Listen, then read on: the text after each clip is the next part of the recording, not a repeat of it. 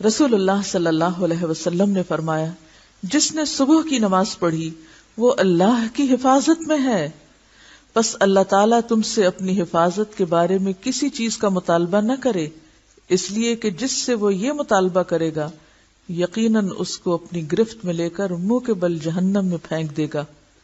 یعنی نماز میں کوتاہی نہ کرو، کیونکہ یہ اللہ کی حفاظت نہ چاہنے کے مترادف ہے۔ نماز میں کوتاہی کا مطلب کیا ہے؟ کہ مجھے نہیں چاہیے اللہ کی حفاظت، اور جو شخص نماز با جماعت میں کوتاہی نہیں کرتا اسے ناحق تنگ نہ کرو، کہ یہ اللہ کی حفاظت کو توڑنے کے مترادف ہے۔ اللہ کی پکڑ سے ڈرو ورنہ جہنم کا ایندھن بن جاؤ گے۔ حضرت ابن عباس سے روایت ہے کہ رسول اللہ صلی اللہ علیہ وسلم نے فرمایا، امنی جبریل علیہ السلام عند البیت مرتین فصلى بی الظہر حین زالت الشمس وكان قدر الشراك وصلى بي العصر حين كان ظله مثله وصلى بي عن المغرب حين أفطر الصائم وصلى بي العشاء حين غاب الشفق وصلى بي الفجر حين حرم الطعام والشراب على الصائم فلما كان الغد صلى بي الظهر حين كان ظله مثله وصلى بي العصر حين كان ظله مثليه وصلى بي المغرب حين أفطر الصائم وصلى بي العشاء إلى ثلث الليل وصلى بي الفجر فأسفر۔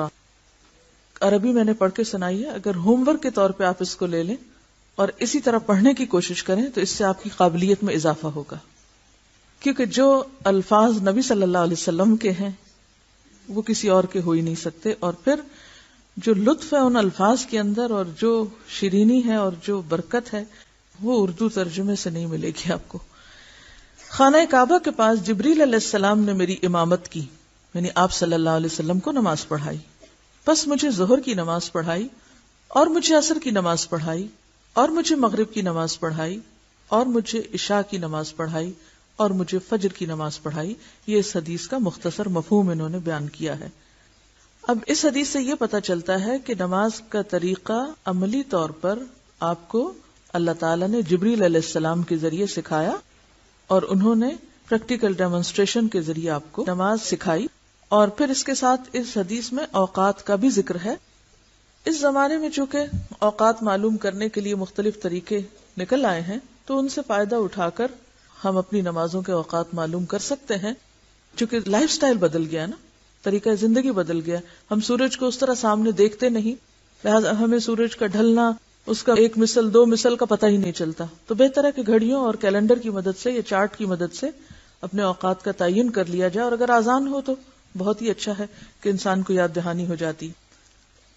امامت جبریل کی اس حدیث سے معلوم ہوا کہ نماز کا درجہ اتنا بلند، اس کی اہمیت اللہ کے نزدیک اتنی اعلیٰ و عرفہ، اور اسے مخصوص ہیئت، مقررہ قاعدوں، متعینہ ضابطوں اور نہایت خشوع و خضوع سے ادا کرنا اس قدر ضروری ہے کہ اللہ تعالیٰ نے تعلیم امت کے لیے جبریل کو ہادی عالم کے پاس بھیجا۔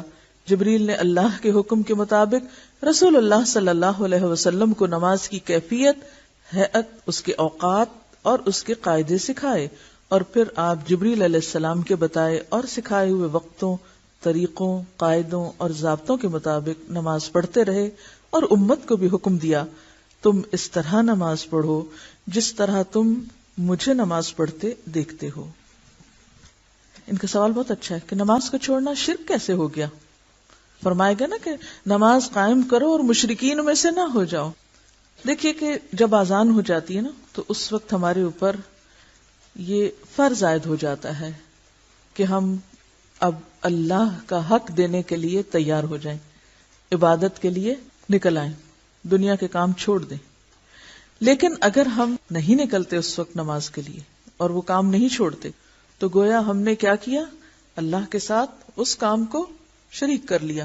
اسی لیے کہا گیا کہ جو شخص نماز کا چھوڑنے والا ہوگا قیامت کے دن وہ فرعون، حامان اور قارون کے ساتھ اٹھایا جائے گا۔ فرعون متکبر تھا۔